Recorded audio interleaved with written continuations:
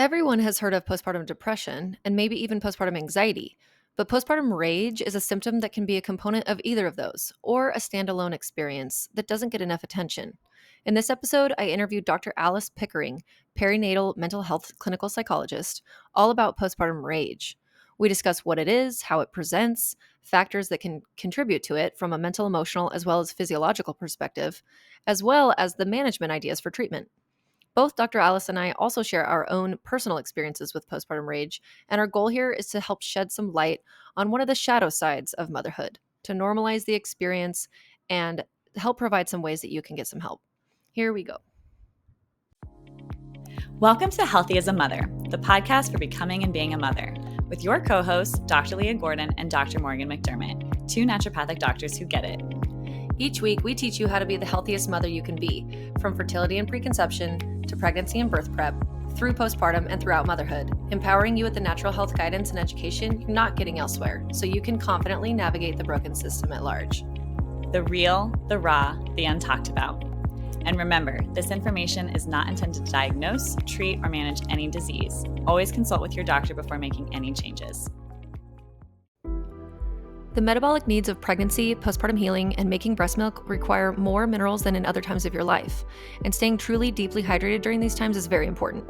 Nowadays, there are more options for this than ever, and ingredient quality and manufacturing integrity is very important for Dr. Leah and I. That's why we love Redmond Relight electrolyte powders.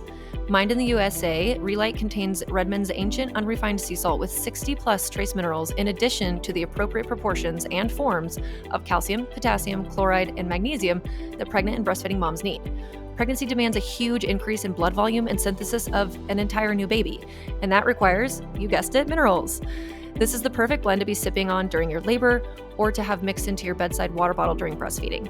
It tastes amazing, and my favorite flavors oscillate between mixed berry, strawberry lemonade, or lemon lime. Grab a sample pack option to try them yourself and use code HEALTHYMOTHER for 15% off your order of any of the products that Redmond has to offer, including their OG sea salt, other seasoning salts, natural toothpaste, bentonite clays, and more. Happy hydrating! Okay, welcome Dr. Alice Pickering on the podcast today. Thank you so much for being here. Thanks so much for having me. I'm excited to talk about our topic today. Yes, I feel like it's a close one for both of us and many Yes. moms, so many moms. But I wanted to introduce you to the audience. You and I have been internet friends now for a long time. We'll have to meet up at some points in the future. And we just realized in hopping on to record this episode that we have been like collaborating and discussing things since August 2019. I think both of us Yes. have probably even forgotten about that. But yeah, it's just cool to, be in an internet relationship with a friend who's a mom and also a doctor and also in this perinatal health field and just trying to improve the lives of the fellow moms around us. So let me read this so that everybody knows who Dr. Alice is. Is that okay if we call you Dr. Alice, or what do you prefer? Alice is fine. Yeah. I usually Alice is just go fine. by Okay. first name. Yep. Okay, great. Yeah, I'm fine with that too. So, but for the purposes of this, we will say Dr. Alice Pickering is a licensed clinical psychologist and certified clinical trauma specialist who believes that prioritizing your mental health should be a non negotiable. She owns a private practice where she treats issues related to depression, anxiety, trauma, life transitions, and relationships. She has a passion for serving women and mothers through various life states and specializes in perinatal mood and anxiety disorders. Through her personal experience of motherhood, she became aware of the challenges that accompany such a long journey before it even starts. She also becomes aware of the limited focus on maternal mental health before, during, and after pregnancy. Yeah, bad. It's bad here. She's a mother to two little girls who are 17 months apart and more recently a baby boy. She's a recovering angry mom because two under two can definitely push a mom over the edge. And while she is past that stage now, she remembers it vividly. Her ultimate hope is to foster a community of happy and healthy individuals and families who can make a difference in their home and ultimately the world. I love that. Thank you for doing that. Thank you for being here. And yeah, isn't it kind of wild when we have these personal experiences that help propel our professional and personal, interests and passions in life and things? And also, I kind of feel like Yeah. maybe going into it when we have education like this, like you have or like I have, I thought that I was going to be like exempt from issues. Completely. Like, please excuse me from all of these things. That does not apply to me. And like, Exactly. it's a hard no. Like, absolutely applies. Yeah, and it just isn't like that, and it's like, Hmm. okay, well, here we are. What are we going to do about it now? So, in this episode, we are going to specifically talk about postpartum rage. So, in the Yeah. realm of postpartum mental health, there is more commonly discussed, postpartum depression, postpartum anxiety. There's also things like postpartum OCD or, psychosis, bipolar. But postpartum rage, I guess, doesn't get its own name and diagnosis in a lot of like realms, but it is a component of some of those other bigger Yes. umbrella terms. And it's also one that is not discussed often. And I think that is a shame because many women experience it. And then there's Yeah. this like stigma or shame around it. And then it feels really bad. And so, yeah, can we just kind of start talking about postpartum rage, what it is, what's your experience? And we'll go through like symptoms and why it happens and all that stuff at some point. Yes, yeah. So I always say too, like if you've experienced postpartum rage and you're listening to this episode, like you don't necessarily need a definition of like postpartum rage. Like you know what it is when you've Yeah. experienced it, you know. But it's very much like this intense anger and it manifests in a lot of it might manifest in physical ways, you know, where you're slamming things, you're slamming doors, you're a little more aggressive, right? Specifically and more so like the postpartum period, you know, you might be kind of handling your baby a little more intensely than you might, you know, if you weren't experiencing something like postpartum rage. Um, it manifests in emotional ways. There's a lot of shame, a lot of guilt, a lot of kind of desperation, even, you know, where it's like, oh my gosh, and this massive part of like, who the heck am I, and like, why are these things happening to me? So yes, postpartum rage, what I like to kind of describe it as, it's like this anger on steroids, you know. You're experiencing anger, there's unmet needs, there's a lot that's contributing to it, and now it's just unfolding in a lot of ways. Sometimes it's even like verbally, right? We say things we don't mean, we yell, we shout. um it presents itself in a lot of different ways. Yeah, and it's something that I feel like the nature of it is fast and hot and quick and Yes. um it can take you by surprise.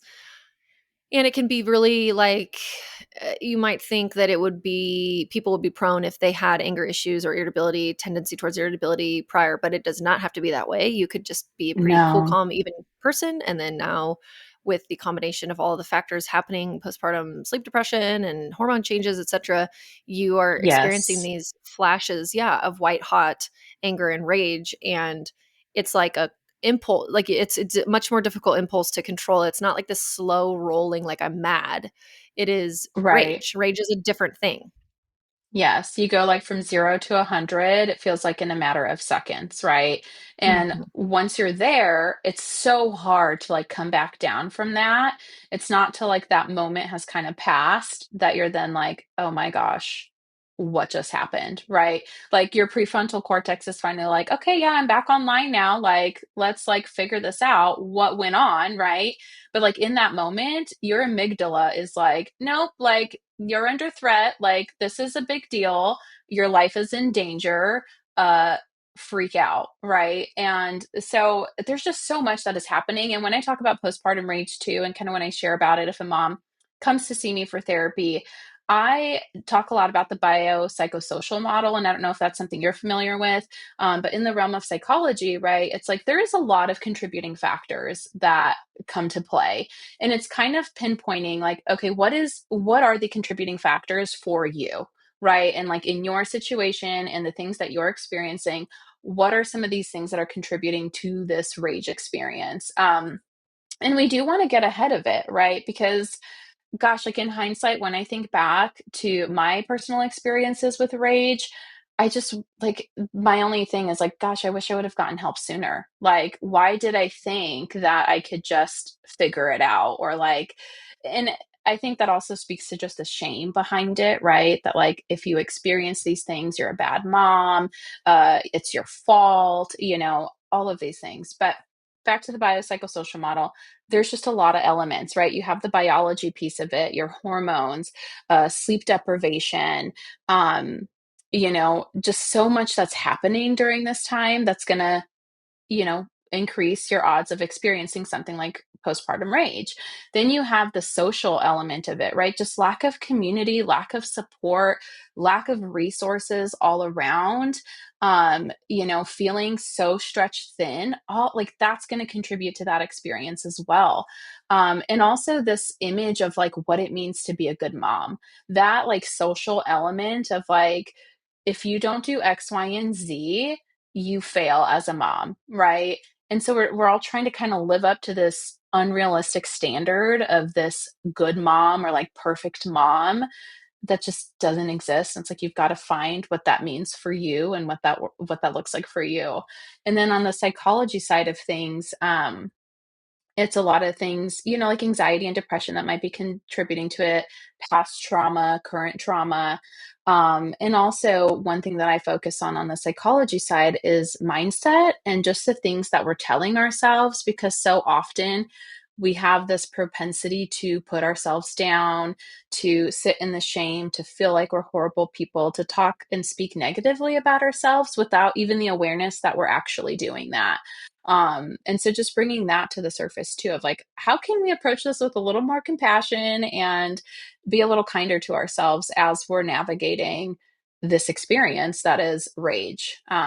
So I find that that's a pretty cohesive way of just describing like there's a lot that goes into this experience of postpartum rage, and it's not just like your mental health. It's not just lack of support or resources. It's not just the medical biology side of it, right? Yeah, there's multiple cogs in the wheel. I feel like that's a phrase that I Yes. say a lot, but it's just the case for all things is that it's, 8% this, 3% that, 19% Hmm. this, da da da da da. It's all of these aspects and it's going to be different for everybody. And or you could think about it like a pie chart, and there's different Yes. proportions of different aspects. Yes. So, um, from a medical perspective, for me, some things to think about, and I know that you have others too, and I know you give a lot of great examples. I love that biopsychosocial model idea. That is the way it almost, I mean, it's like mind, body, spirit, sort of in a different kind of a way, but like including that Yes. psychology aspect, which is really big because it's, even just the neurotransmitters that are going to be having a harder time being made due to Yes. depletion of nutrients or lack of postpartum full recovery where we're not eating enough or we are not Mhm. moving our bodies or getting sunshine and serotonin is affected impacted some way or Yeah. the way that your brain can never recover from lack of sleep. And some people have higher thresholds for these things. Some people just seem to Totally. like Yep. they can handle it better, quote unquote. And part of Mhm. that may be epigenetic. It may be the lack of different traumas that they've had in the past. They may have a higher stress resiliency from Mhm. modeling of their parents and whatever it is. They just maybe had more mental, emotional support and intelligence as children. Intelligence not being because they're smart, but like Right. they were educated and supported in an emotional way. So then Mhm. now they're met with the acute stressors of life. Like my husband has an extremely high stress resiliency tolerance, and Yeah. he was raised in a really unique setting with a disabled older brother. And I Mm. think that it's like a trauma response. There's probably some pathological aspects of it because he can be a little distant, Sure. maybe a little avoidant. But the way that Mhm. it manifests for him in the majority of the way is that little things do not set him off because he's like he has this grander scheme perspective of what's truly important and what's truly difficult because he experienced it and I Right. did not. And so I wig out at every little step sometimes. And it's just been such an interesting thing to learn from him. I'm like, okay, I mean, he's rubbed off on me now. It's been almost 11 years. And so I have a higher stress resiliency tolerance now than I did, but my poor little first time mom self, I remember the first time I experienced postpartum Yes. rage was in the middle of the night. And that's kind of my pattern with it. When I experience that white hot flash of rage where you're just like so pissed, and it's not like something for me in my experience, I want to hear yours too, is I don't experience it as like a slow roiling boil of me being like, okay, I'm getting mad. Okay, like I'm getting frustrated. This is so annoying. And I'm like having a lot of mental chatter. It's like out of nowhere, I'm like slamming Yeah. my fist into the bed. You know what I mean?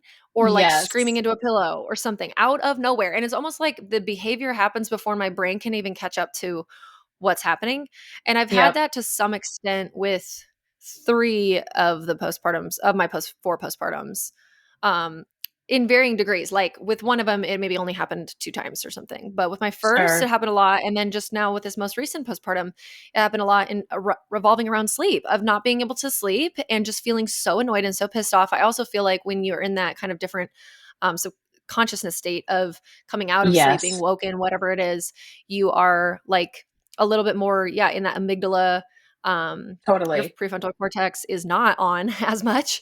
And so you're Right. speaking out of this, or acting rather, out of this like animalistic mindset. Can you Totally. speak to some of those things?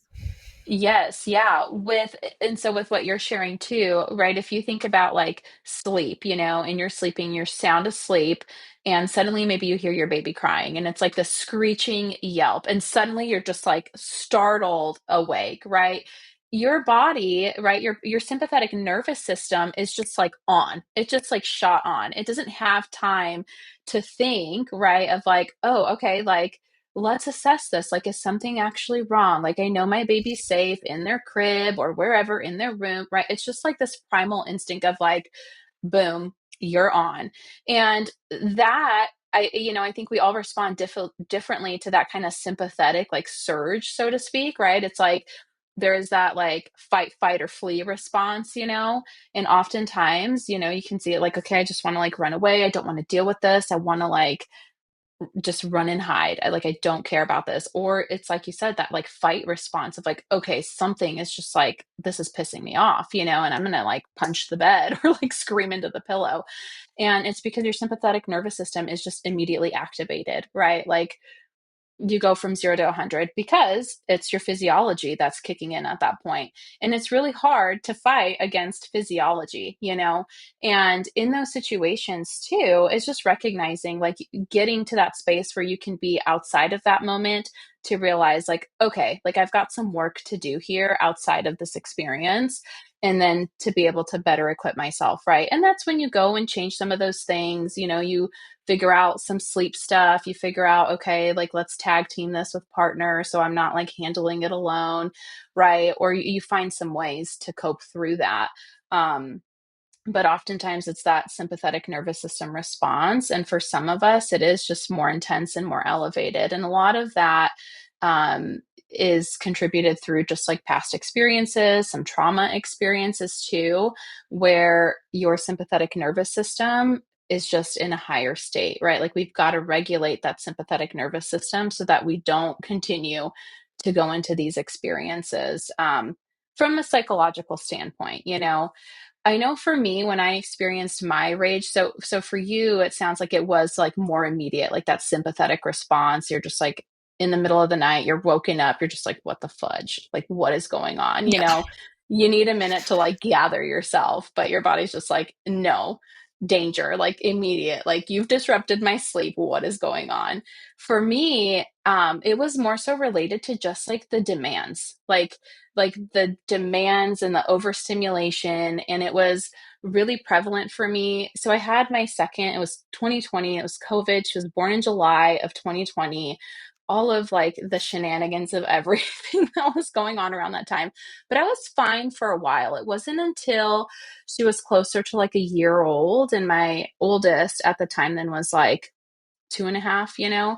And that is when I really like just the demands, the sleep deprivation, the like always being needed, like needing to be on all the time, trying to juggle like work and trying to juggle my husband's schedule with his work. Like it just was a lot. And so for me, it was kind of the slow build. It wasn't like in the moment when I would experience it, it felt immediate. But when I look back, I can see that there was like this process and like this unfolding of my rage that then just my nervous system was like always on, like just in sympathetic overdrive.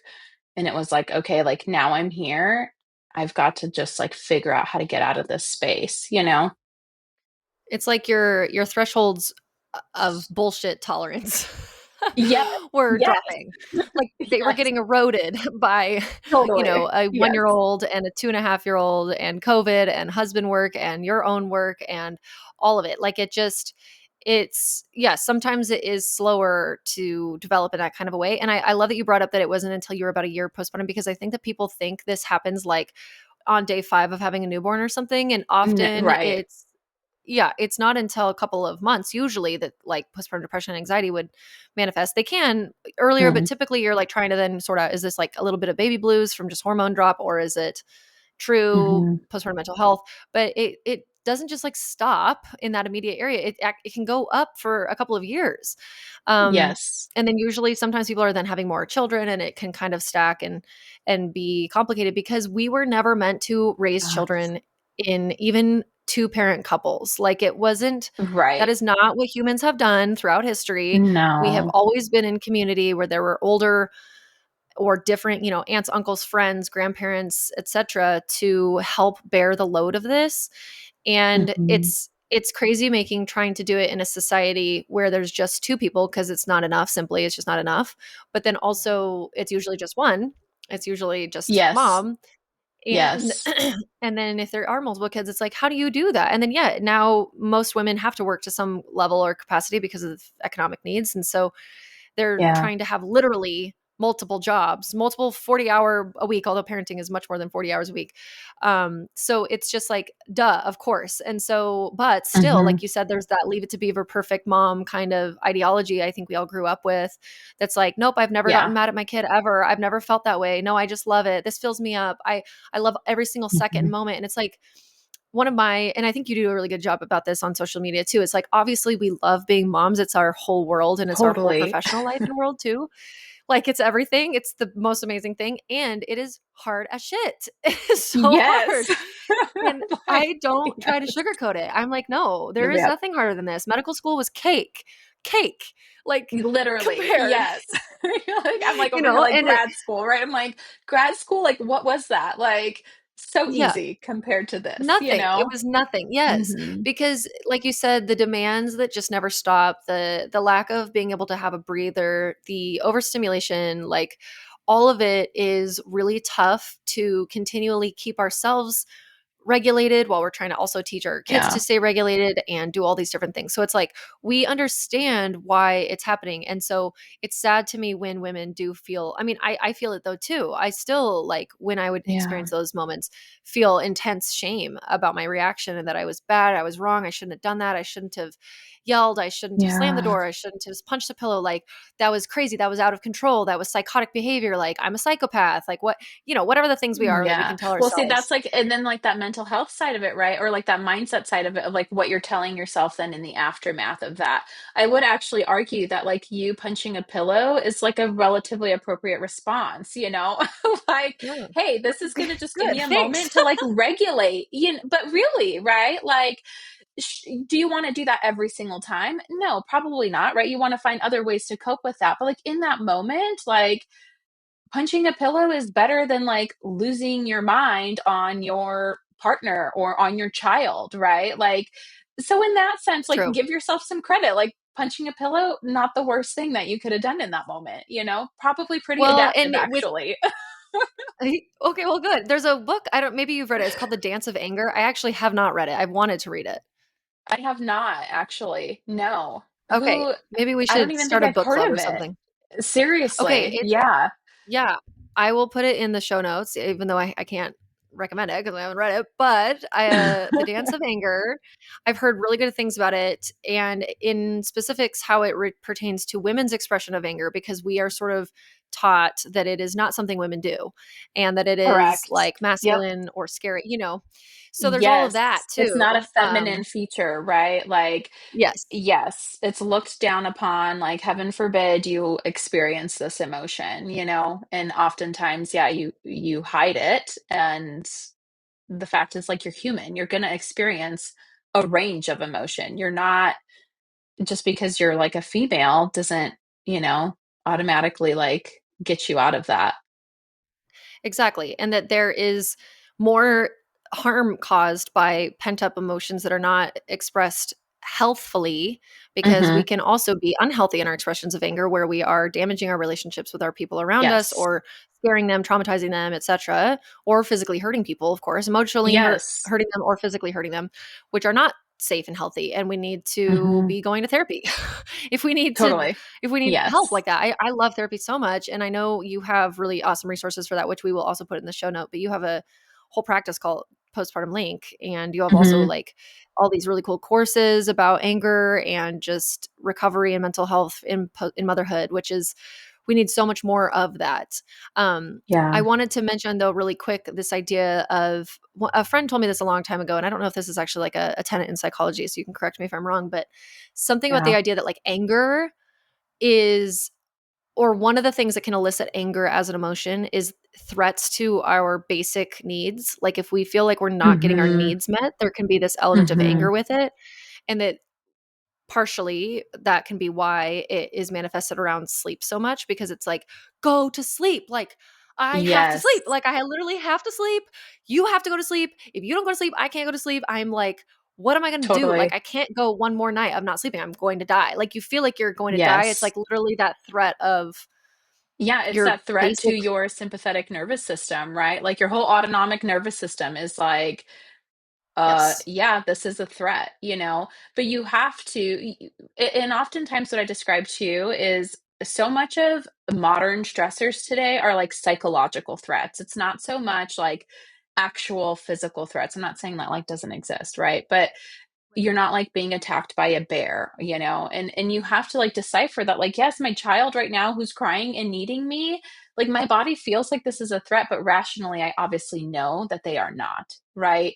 But you're just like at odds, and like you're just compete, like your body physiologically is just like, no, but this is a threat to your sleep, like literally, right? It's like you're not getting sleep, you need sleep, and your body's like, give me sleep please, you know.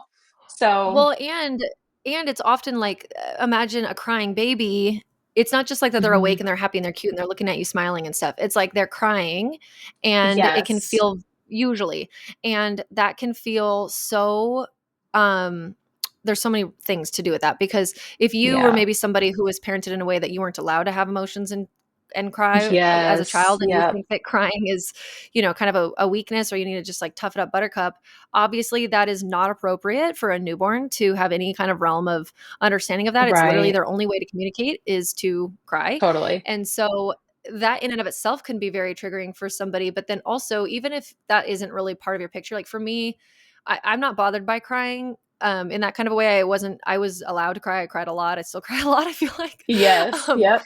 but for me, and I think a lot of parents, especially first time moms, you feel like, what You is feel wrong? Like, helpless. Yes. yes. Right? Yes, and you're just Uh-huh. like, what do you need? I don't know what you need. I don't know what to do. Like, can someone Yes. help? Like, and often Yes. it only gets worse if you hand this like little newborn baby off to your partner because they're not really attuned to that person as much. Or if you're Right. breastfeeding, it's like you again, it's this whole like meme idea of looking at your partner with their useless nipples or something.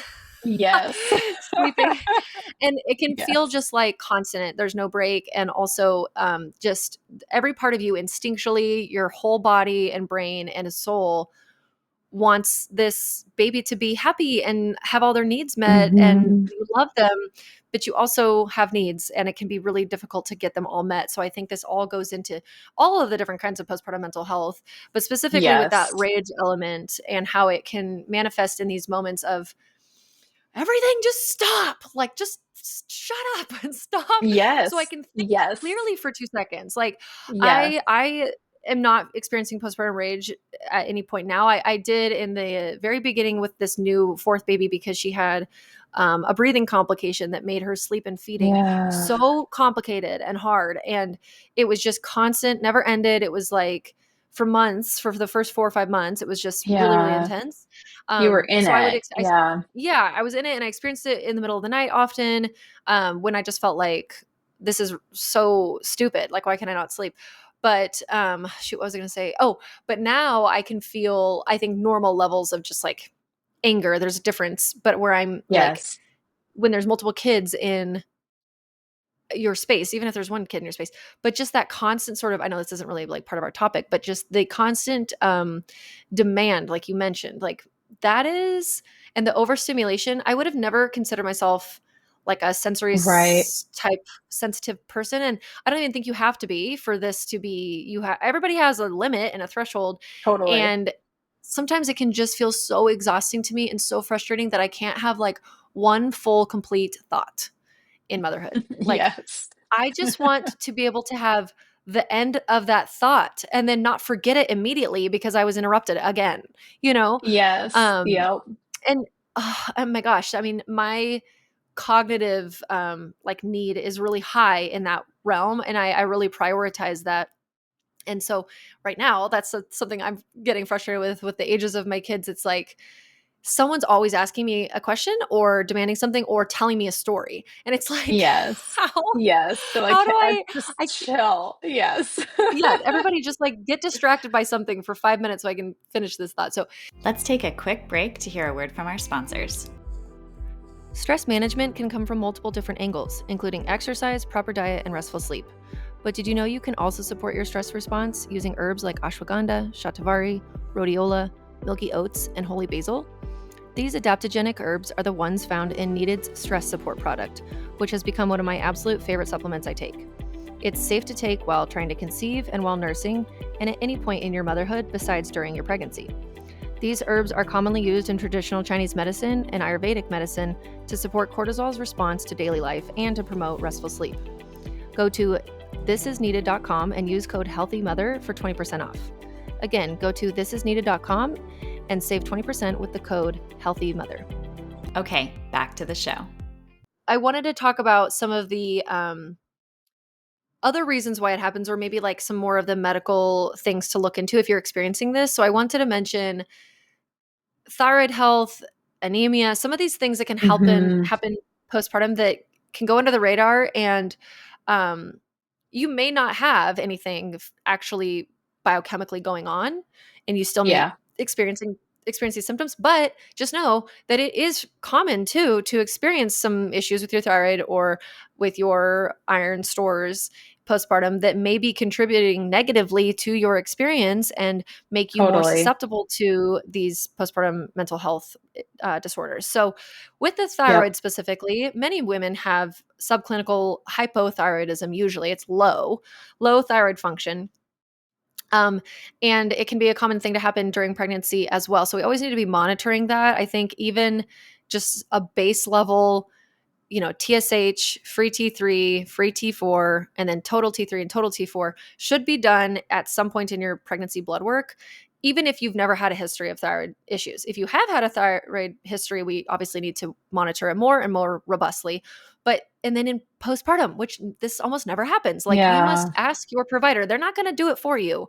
But ideally, we do it at about 1 month postpartum because within that first month, things are happening. There's such dramatic shifts happening with your hormones. And I actually want to say this Yep. that the placenta leaving your body is the single biggest shift in hormones that a woman will ever experience. This is like, you've probably seen Like that in your quote life.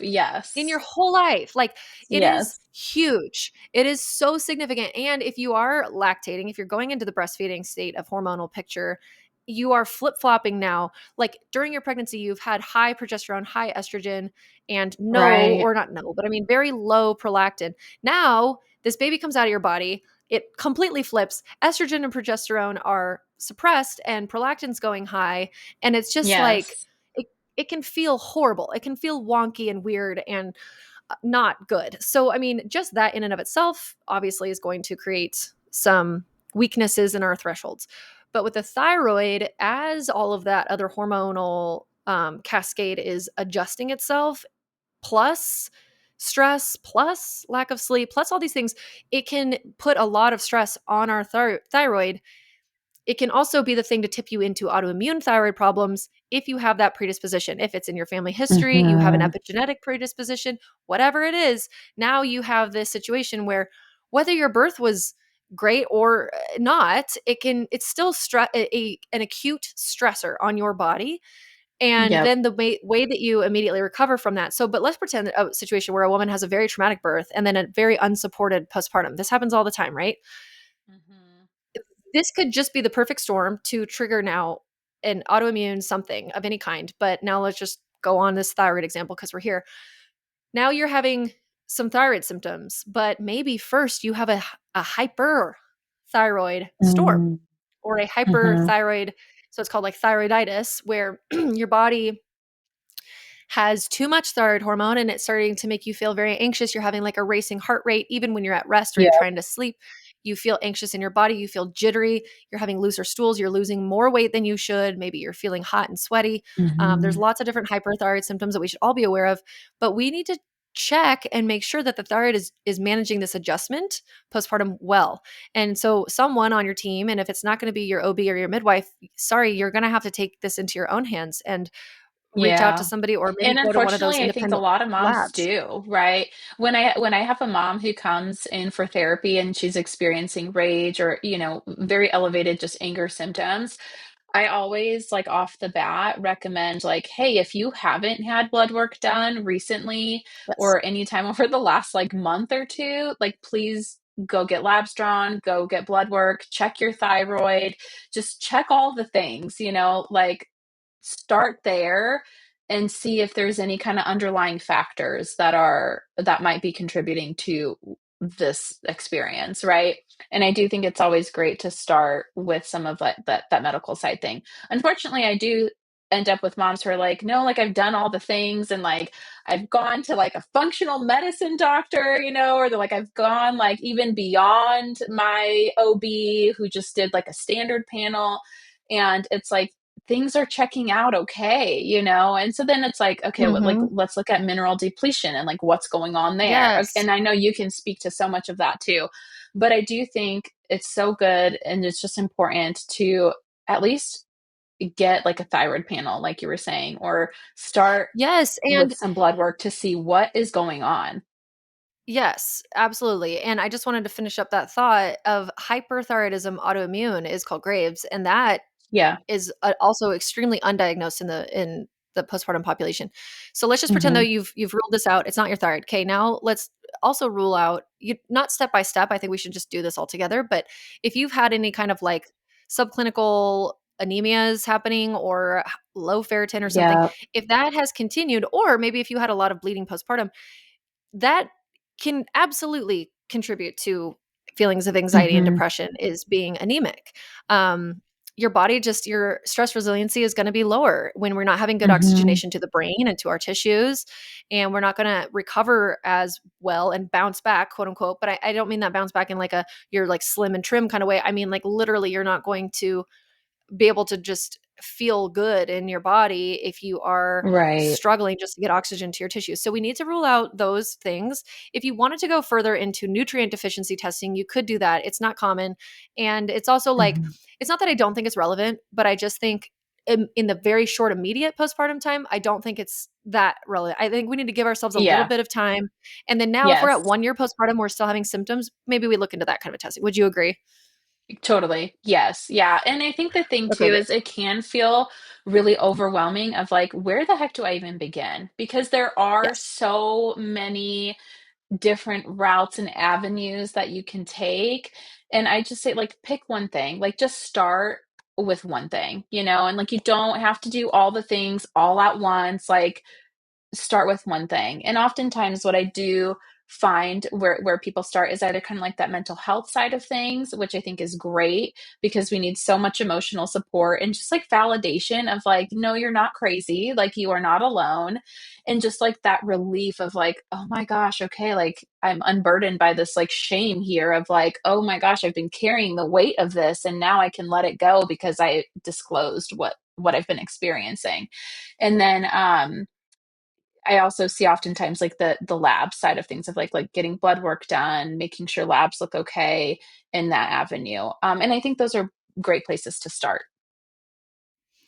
Yeah, absolutely. Okay, so then just to recap what we just said, we were like, let's if this is you and you're experiencing this, you're like, where do I start? Let's make sure that there's no medical, physiological things happening. So getting a good thyroid Hmm. panel done, a good anemia panel, which includes your ferritin, CBC, CMP, vitamin D levels, lipids, all the things. Okay.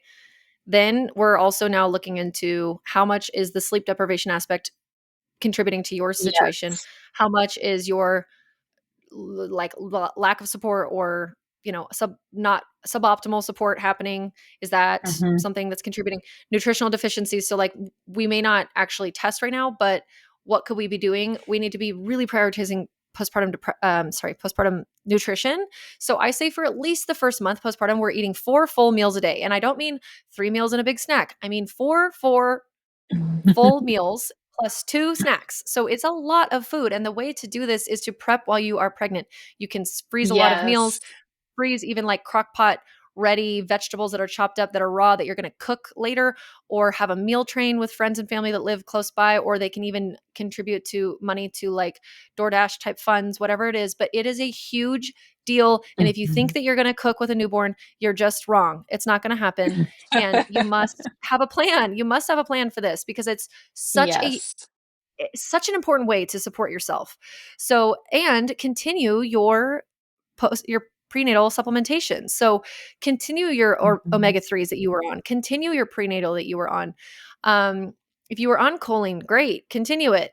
If you know what I mean, let's not just drop off all of that nutrition. And I know it gets harder when you have a baby and it feels like you can't even just go pee in the day, but set it right next to your bed, Mhm. make it easy, maybe put an alarm on your phone, make sure that you are Yeah. Get continuing a those things. pill I box, also love like, right? Put yes. everything you need in, like, your pill box. Have that. That's what I use, is a Yes, pill box, because and it's like every week I'll go through and I load it, that way I just don't it's automatic. I can just grab it and I'm done. I'm ready to go. exactly. Make it easy for yourself and, load up your bedside cart thing next to you when you're resting with Mhm. snacks and water and hydration minerals. I love the Redmond Relight minerals for that. And we have the code Healthy as a Mother to help you save 15% if you want it. I love it. It's amazing. I think also there's so much to be said about like making breast milk robustly when we have enough minerals on board. But then Mhm. if you have some kind of trauma, whether the birth was traumatic or your postpartum was traumatic, there is resources for you. So can you talk about your practice and how and like who are your optimal populations and like how do you serve them in which states and things like that?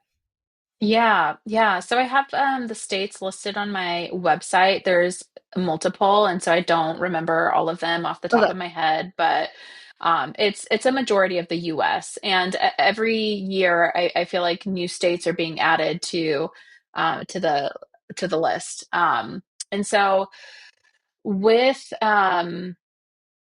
with the people that I help, or the women that I help, is a lot of pregnant postpartum moms, but a lot of moms too that are like 2 years out after having kids, and I do find that a lot of times that's what I get is they're like, "Okay, I can finally like come up for some air," Yeah. and I have some time, but I'm still struggling. And so I do work with birth trauma. I use a form of therapy called accelerated resolution therapy that involves the bilateral stimulation and the eye movements. And it's just really fascinating. I love it. I see it just work phenomenally to process birth trauma. And I use it for that. I use it also for intrusive thoughts, moms who are experiencing intrusive thoughts. And like, let's work with that. There's this tendency to avoid and want to avoid the intrusive thoughts. We have to work through them. I use accelerated resolution therapy for that. Um, but I also work, I have a lot of different therapies that I pull from, and I kind of like interweave all of them into my practice and to help support a mom. But it's a lot of anxiety, depression, relationship shifts, identity shifts, working through anger, rage, getting support. And there is a lot of value in the emotional support piece. I find that a lot of moms really benefit from just like, okay, yes, like I'm not alone in this, and I have somebody to share these things with, because even within certain communities, there is a lot of shame in expressing like, hey, I'm struggling, or I'm having a hard time mentally, I don't feel like myself, or I feel like I just have so much resentment in my relationship, and like I kind of hate my husband right now, like I'm just pissed off at him all the time, right? Like nobody's really talking about these things, or you go in community maybe, or you have some conversation with other women, and it's just like, yeah, like things are good. Like, yeah, like the adjustment's been going so well. And, it's Mhm. like, but how has it really, And like, Right. I'm far enough in this that whenever I hear a mom telling me like, no, like, yeah, like the transition to two has been so good. Like we're kind of just figuring it out and it's been so well. I'm like, dude, how are you Yeah. really? Like, seriously, So just be Just honest. tell Like, me. I know, Yeah. I know you're having a hard time. Like, we all are having a hard time. Okay. So I find that therapy is just a really supportive and warm environment to be able to come and share those things freely without then like carrying just the guilt and the weight of that. Like, you leave it in therapy and you're like, okay, awesome. I needed that. Yeah, and then to learn the tools to be able to fix to like I was going to say fix it. It's not like you're going to fix it, but you're going to help yourself know what to do Totally. when those feelings come back up, which they inevitably will, in a healthy Hmm. way. Sometimes we just Yes. repeat patterns from the way that we had in our family, and it's like literally that is like the definition of generational trauma. It's how it gets passed Totally. down. If you're trying to break things or do things differently, then it takes a lot of intentional effort. And yeah, I'm glad that you mentioned that Mhm. usually your clients aren't until a bit further out postpartum because it is so therapy is amazing, but it's also mentally exhausting because you're like peeling Yep. back all these layers and but sometimes just Yes. that support, like you said, maybe a support group too. There was the most amazing lactation group that I was a part of as a first time mom in San Diego that Mhm. was like an unspoken therapy session for all of us. Okay, yep. It was positioned as a lactation group, but it kind of morphed with like this very consistent group of women that would come, and I found it was the highlight of my whole week. Like I Yeah. lived for that group. I needed it. It was yes, I would talk about my breastfeeding issues, which was the root cause of most of my problems too. So I mean, it was definitely Mhm. twofer for that.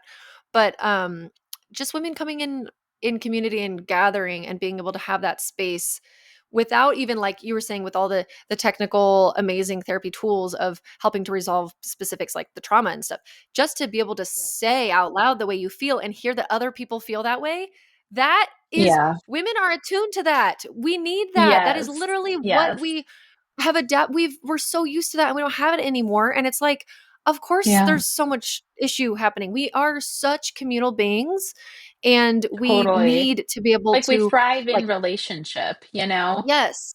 Yes, Mhm. 100%. So I really I love that for so many reasons, and if this is you, then maybe you can try to search for any kind of a postpartum support group in your area. I also just have to say it because I wanted to say it earlier. It's so interesting to me how there's this stigma attached to postpartum mental health, meaning like as if there's an equal sign. Oh, I have some kind of postpartum mental health thing that I'm working with equals I don't love my baby. And it's You're like, right. why? Yeah. Yeah. Where did that come from and why? And no, this is not true. Shut up. I No. mean, there I are think probably the some people reverse who is true, right? Like, the fact that you're, like, taking the steps to not to, like, do something differently, to address those things, to not sit and hide out, like, that speaks to just a different level of strength that I think so many moms have, and, like, when you step into that of yeah, just like, "You know what? Like, no, I'm done with this and I'm gonna talk about it, or I'm gonna do the things that are gonna help and support me through some of this." It just takes a lot of strength to one, admit that, and then to go forward and follow through with that. So if anything, it just speaks to like the love that you have for your children or your child? I fully agree. Fully agree. Okay, and then I wanted to say two more things and see if you had any others in terms of like ways to help increase our thresholds and help with the management of postpartum rage.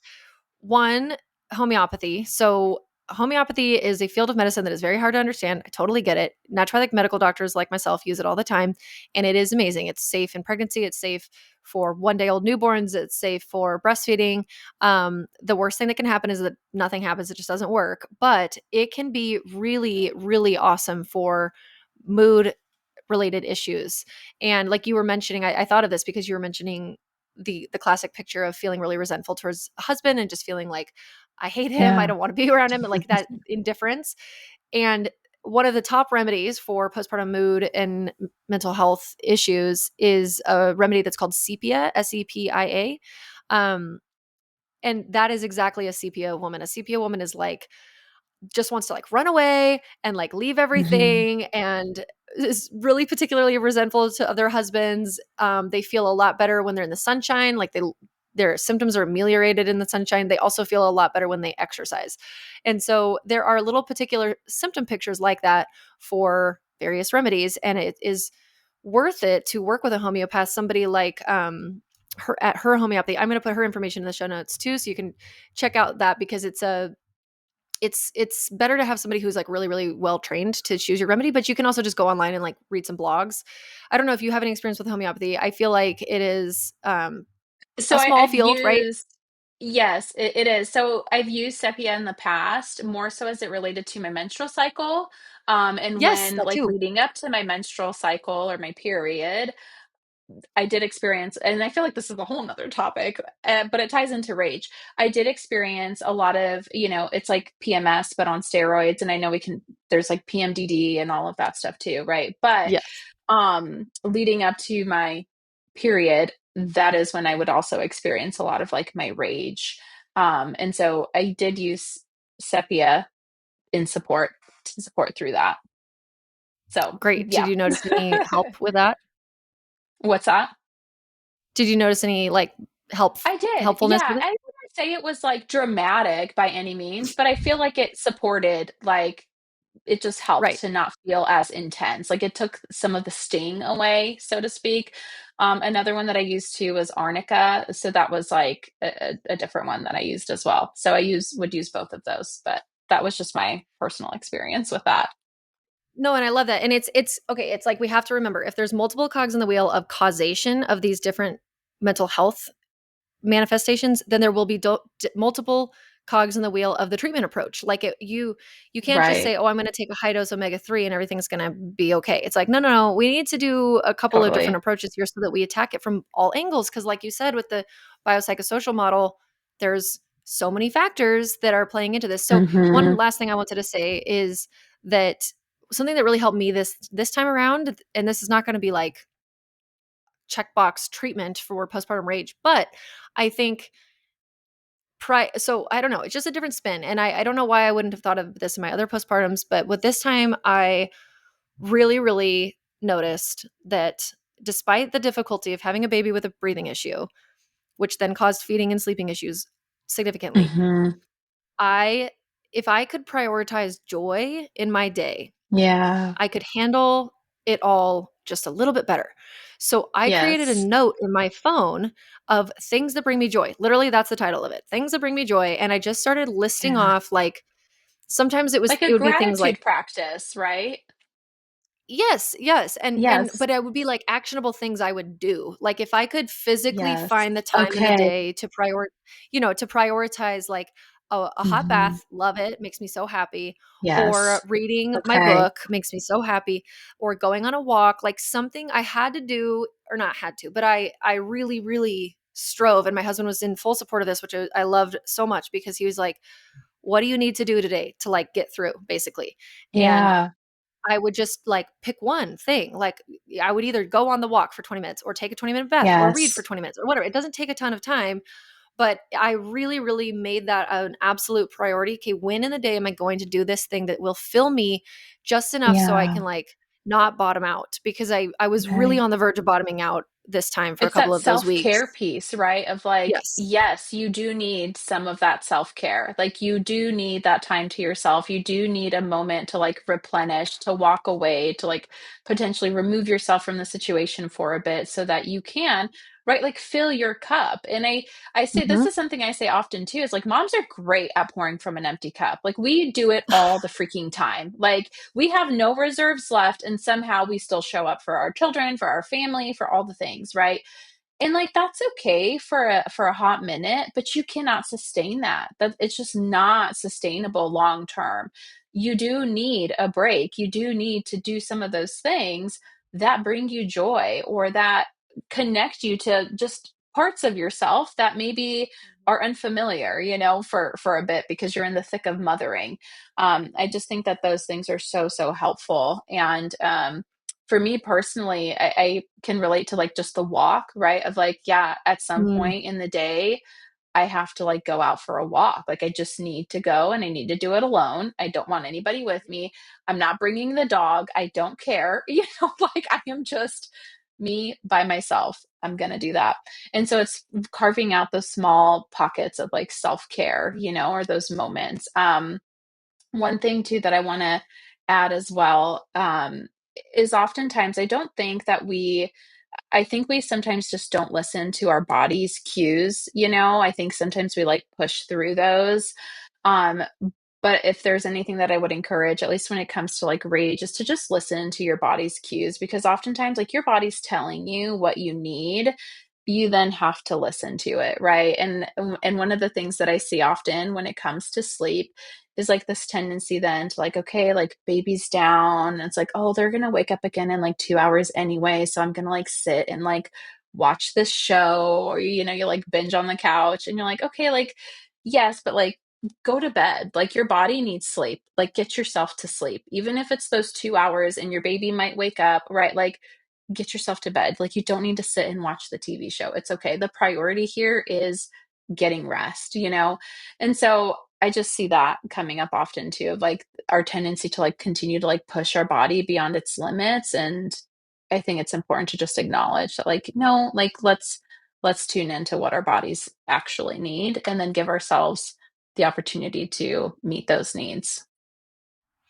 Yeah, thank you for saying that. I think that it's really common to maybe feel good initially postpartum, especially if you Totally. did have a, positive birth experience and now you're kind of riding this oxytocin high, and maybe you were a very physical active person prior in your life and during your pregnancy or something, and so you feel really antsy. I mean, this is a population I'm always trying to figure out how to better serve, is that type of woman who like can't even just sit in bed for like 3 or 4 days. They get antsy and they must get up and go on a walk, go to the park, go to the beach, da, da, da, da. Yeah. And I'm like, let's just relax, you guys, We need sit to down. slow down. Like we Yeah. need to intentionally slow down, right? And like you Yes. have to give yourself that space. I see that often too. And like my like moms that are so overwhelmed. It's like there's an element of that too that's like like we're contributing to the overwhelm. Like we're taking Yeah. on some And of the things that we just don't need to be. yes, and it's this immediate postpartum period of the first month can be so restorative. There's a tenet Mhm. in ancient cultures, in many ancient cultures around the world, that postpartum, when a woman has had a baby, she's in this very delicate space, this kind of like liminal in between space where her body, and I mean, this is the belief that they had back then, of that there's an opportunity to heal deeply, heal, Yeah. generational DNA, epigenetic aspects, if taken care of well. But on the flip side, if we are not taken care of well, or we don't take care of ourselves rather, then it could be the opposite. And we are now set up Mhm. for years of disease, or maybe it is the autoimmune propensity now expressing itself, et cetera. And so I really try to tell people, this is an opportunity. You know it's coming, right? It's not like anybody's Right. surprised that they're having this baby. You know it's coming. You have time to prep and plan. Treat it as if you can. Obviously there is some privilege with this, of course.